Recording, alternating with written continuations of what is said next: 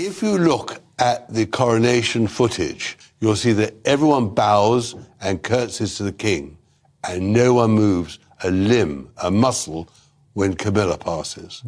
And that was because they were angry with Camilla. A bombshell leak from within the British royal family has sent shockwaves through the international media. Merely hours after Buckingham Palace released a historic photograph from Balmoral eagle-eyed observers noted a glaring omission: Queen Camilla had vanished entirely from the frame.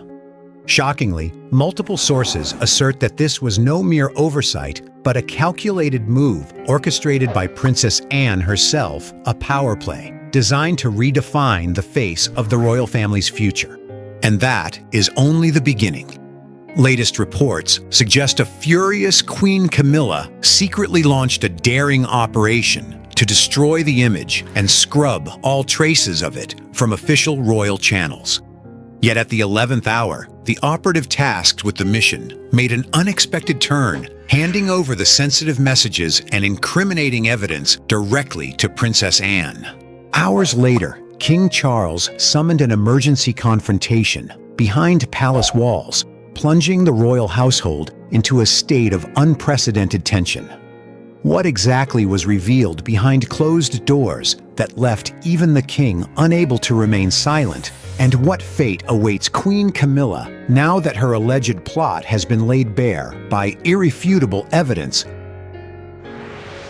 The atmosphere of Balmoral Castle carried the innate solemnity and grandeur of the Scottish Highlands. This place, once the peaceful sanctuary of the late Queen Elizabeth II, had now become the silent witness to a simmering fracture within the House of Windsor following a tense family gathering. When Buckingham Palace officially released the latest royal portrait, the global public erupted instantly into waves of fierce debate. The photograph captured under the natural light of the drawing room possessed a powerful, heavy-laden composition.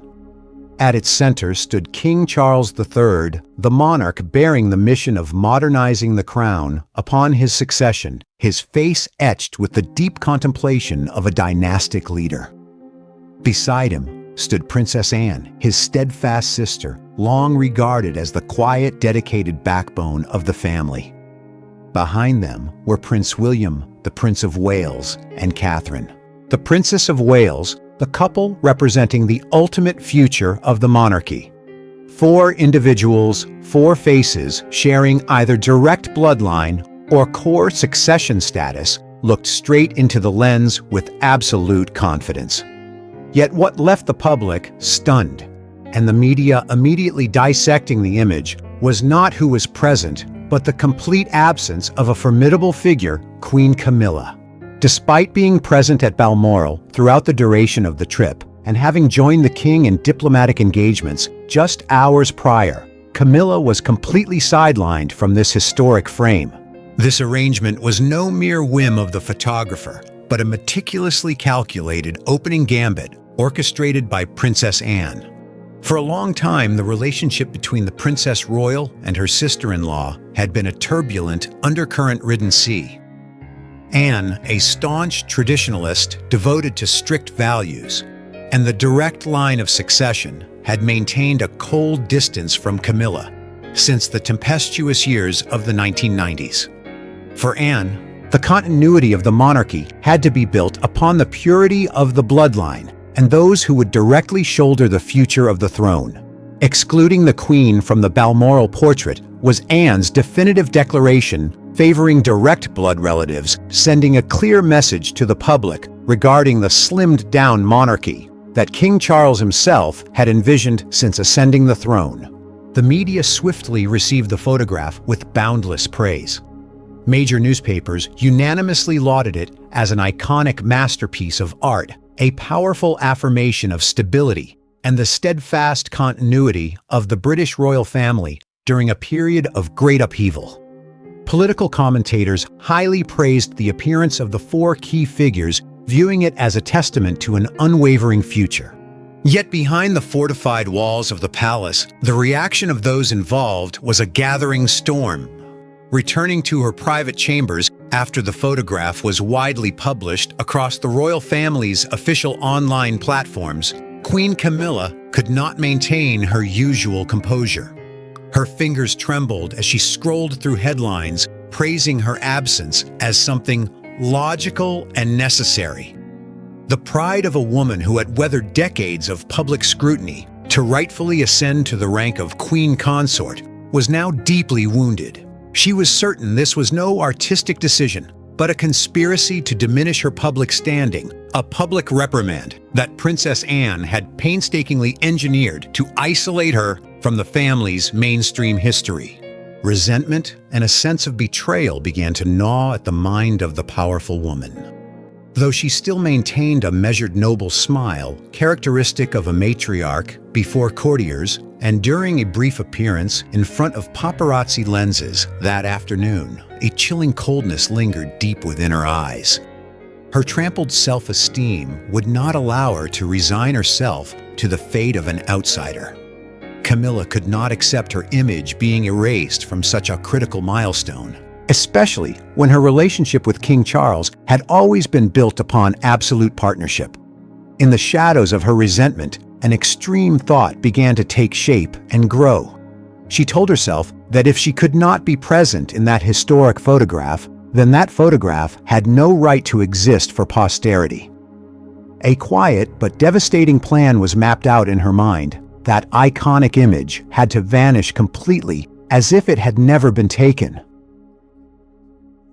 The resentment of being pushed to the margins of history swiftly transformed into a cold, extreme resolve within Queen Camilla's mind. In the days that followed at Buckingham Palace, she moved like a regal ghost, maintaining a measured smile before the public, while her mind was entirely consumed by a frantic plot. She understood that in the digital age, merely destroying a physical print was pointless. To truly eradicate that humiliating symbol, she had to target both the archival original and the core server network of the royal family.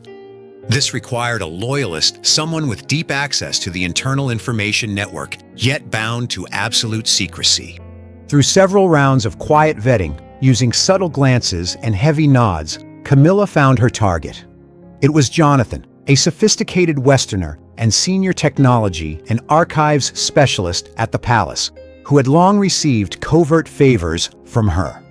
The approach did not happen through open conspiratorial meetings, but via strictly encrypted instructions on a secure messaging application with a self-destruct feature. Through concise lines radiating pure power, Camilla delivered the assignment. Jonathan had to find a way to steal the hard drive containing the original photo file, the only item proving the work's authentic existence, from the digital archive room at Balmoral, while simultaneously infiltrating the supreme administrative system of the royal platforms to scrub all online versions without leaving a single trace of a cyber attack. Upon receiving the order, Jonathan began days of intense inner turmoil. Initially, gratitude and fear of the Queen's authority compelled him to act. He began gathering access code sequences, exploiting night shifts to approach the secure vault where the historical documents of the House of Windsor were kept. Yet as his fingertips brushed against the data files, as he stared at the high-resolution Balmoral photograph on his specialized monitor, a crushing weight of guilt suddenly washed over him. Jonathan was not just a technician. He was an archivist with professional integrity. Before him lay not merely a controversial image of a powerful family, but an invaluable piece of history. The photograph captured the gravitas of King Charles III at a pivotal moment of consolidating his reign, the steadfastness of Princess Anne, and the solid future of William and Catherine. It was a landmark symbol of the British monarchy. Erasing it to satisfy the arbitrary whim of an individual out of sheer jealousy was nothing short of cultural vandalism, a crime against the royal history he had sworn to protect. A tremor began to creep into Jonathan's every breath. Each urgent, threatening, and cold message sent by Camilla in the dead of night struck like a hammer against his conscience. She demanded that he move faster, destroy the original hard drive with acid immediately after retrieving it, and report back once the removal from official websites was complete. The ruthlessness and fierce determination of the matriarch made Jonathan shudder. He realized he was dragging himself into a quagmire of treason. And if this plan succeeded, he would become an indirect traitor who tarnished the dynasty. Amid panic and the awakening of his reason, Jonathan made a daring decision to save his own soul. Instead of carrying out the order to destroy and delete, he began using independent peripheral devices to back up and record the entire trail of communication. He took screenshots of every detailed directive from Camilla, logging the timestamps, the secret accounts she used to direct him. And the digital evidence proving the Queen herself was the puppeteer pulling the strings of the entire conspiracy. Each screenshot and system log file was locked away in a separate, secure partition, turning them into an invisible shield.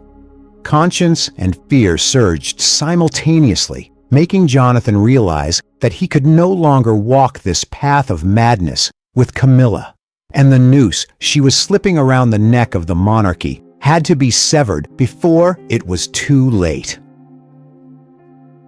The fear of exposure, coupled with the crushing weight of his conscience, left Jonathan unable to sleep for several consecutive nights. He knew all too well that once the original hard drive was destroyed, he would become the perfect sacrificial pawn for the dynasty's wrath if the affair ever came to light. Straddling the thin line between blind loyalty and professional pride, Jonathan decided to seek a more stable anchor, someone with the fortitude and authority to stand against the Queen. That person was none other than the Princess Royal Princess Anne. The meeting was arranged in absolute secrecy in a small office tucked behind the East Wing corridor of Buckingham Palace, which Anne frequently used to manage her relentless schedule. As he stepped into the room, Jonathan could not hide the tremor in his every movement. He quietly placed an encrypted tablet onto the desk, his finger tapping lightly to open the secure partition containing the entirety of the evidence. Princess Anne sat opposite him, her stern face devoid of emotion, her sharp eyes tracking the young man's every move. As the cold directives, precise timestamps, and harsh commands from Camilla's secure account materialized clearly on the screen, the air in the room seemed to freeze. Anne's eyes swept across each word. Her initial astonishment was swiftly replaced by a current of fury surging down her spine, though her outward expression remained as still as a winter lake. As someone who had dedicated her entire life to defending the dignity and continuity of the British Crown, Anne understood the profound value of the Balmoral photograph. It was not merely a family picture. It was an affirmation of the enduring succession of the direct line, a landmark document of modern history. That Camilla was willing to resort to dark machinations, hiring an insider to breach the internal system, to eradicate a national symbol out of personal jealousy, was an act that crossed every moral and institutional boundary of the court. The escalation in Anne's mind was resolute. She realized that if she did not act immediately, if Camilla noticed Jonathan's hesitation and turned to some other reckless operative, the reputation and historical archives of the royal family would be irreparably damaged. Past tolerance for internal discord now had to yield to ultimate decisiveness to protect the realm. Without a moment's hesitation, as soon as Jonathan finished his remorseful confession, Anne instructed him to leave behind the entire backup data file and maintain absolute silence toward the Queen. She stood up sharply, adjusting the lapels of her jacket, her demeanor radiating the sovereign authority of a true protector of the crown. Instead of choosing a direct confrontation with Camilla or alerting standard security channels, Anne decided to go straight to the private study of King Charles III. She understood that the only person with the authority, and the one who stood to be the most deeply hurt by this, was her brother. Each of Anne's steps along the red-carpeted corridors of the palace echoed heavily, yet steadfastly. Finding the king amidst his review of state papers, Anne bypassed all pleasantries and laid the file of evidence directly onto his desk. Beholding the rare severity on his sister's face alongside the undeniable digital proof implicating his own wife, King Charles's countenance shifted, turning from bewilderment to profound disappointment. A quiet fury and heartache filled the monarch's eyes. That very afternoon, a confidential directive was issued from the king's office. A highly sensitive, closed-door meeting was summoned immediately in the drawing room, where Camilla would have to face a truth she never anticipated. The heavy oak door of the drawing room swung shut, severing all sound from the outside world, and leaving behind an atmosphere of suffocating absolute tension. Inside the room, illuminated by the dim amber glow of wall sconces, 4 individuals sat across from one another around an antique mahogany table. King Charles III sat at the center, his face deeply lined with fatigue and bitter disappointment. To his right was Princess Anne, sitting perfectly upright, her gaze as razor-sharp as that of an unyielding judge. Opposite them sat Queen Camilla, who had just entered the room with her usual poised, confident demeanor, entirely unaware of the hidden trap that had been laid.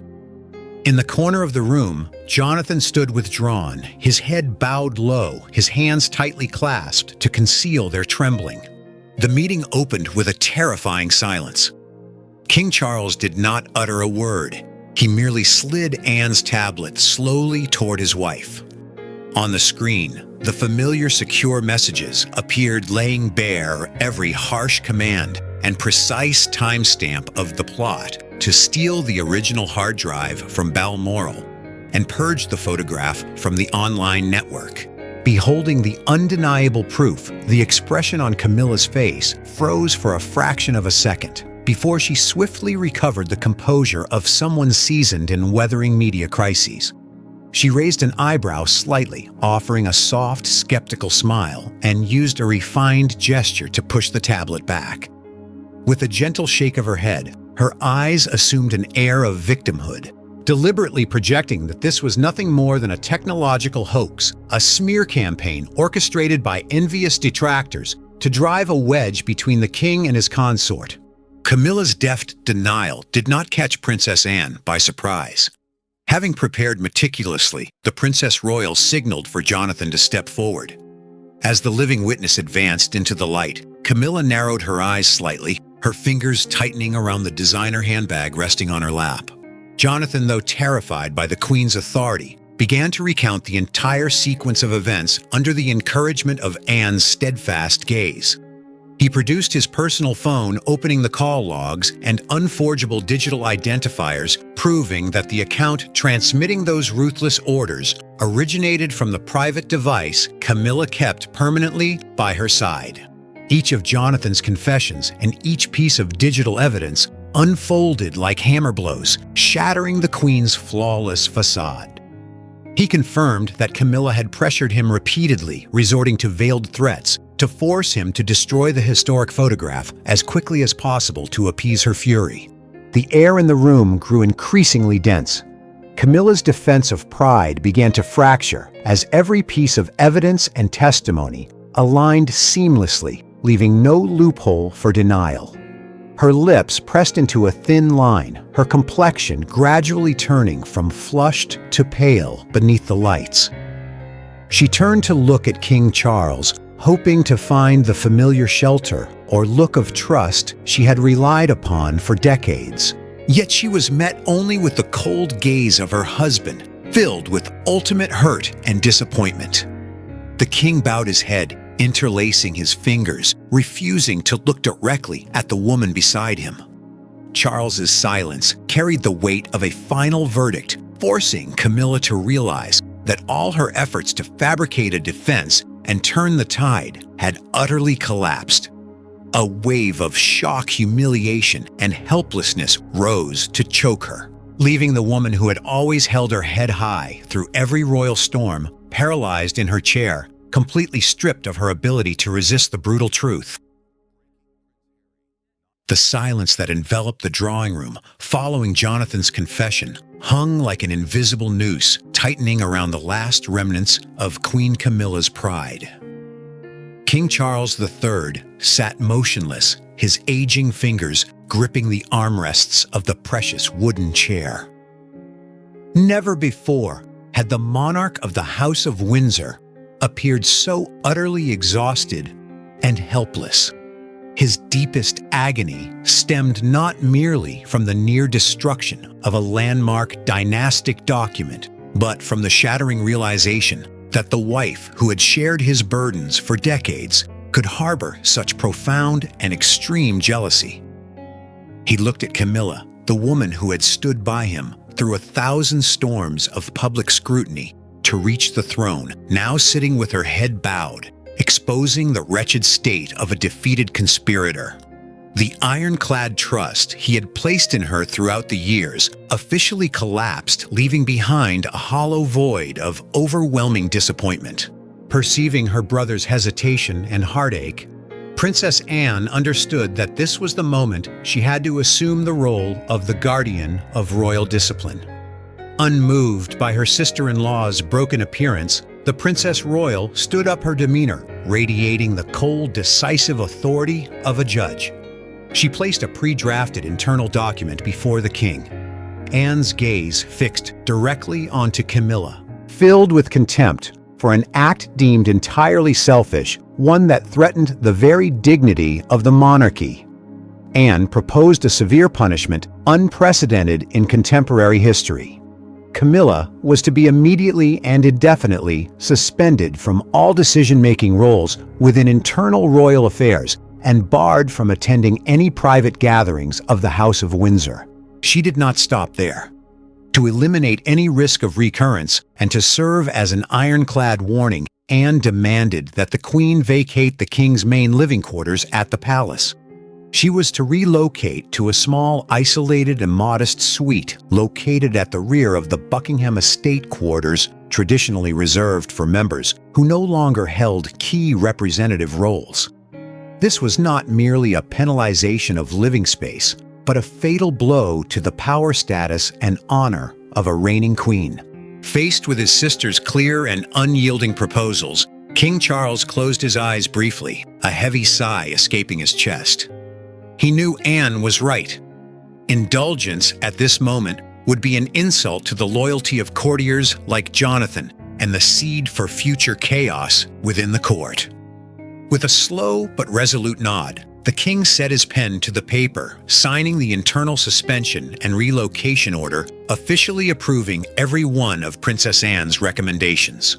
Camilla looked up in sheer shock, her eyes widening as she stared at the document bearing her husband's signature. The cold finality from Charles made her entire body tremble. Without a single word of defense, without a solitary glance of sympathy, all the privileges and favors she had painstakingly built over a lifetime vanished into thin air with a single decision. Understanding that everything was over and no chance of salvation remained, Camilla quietly stood up. She no longer held the haughty posture she possessed upon entering. Her shoulders slumped, her steps heavy and solitary. As the door of the drawing room clicked shut behind her, Camilla stepped into the deserted corridor, keenly feeling the freezing chill of isolation and the bitter realization that she had by her own hand thrown away the most precious thing of all, the absolute trust of the most powerful man in the realm. The crisis within the drawing room quickly sank into silence under the absolute security of Buckingham Palace, but the consequences it left behind permanently altered the balance of power within the House of Windsor. The royal portrait at Balmoral, the source of all the turmoil, far from vanishing, continued to be preserved, displayed, and widely circulated across global media as an official symbol of the steadfast continuity of the direct line.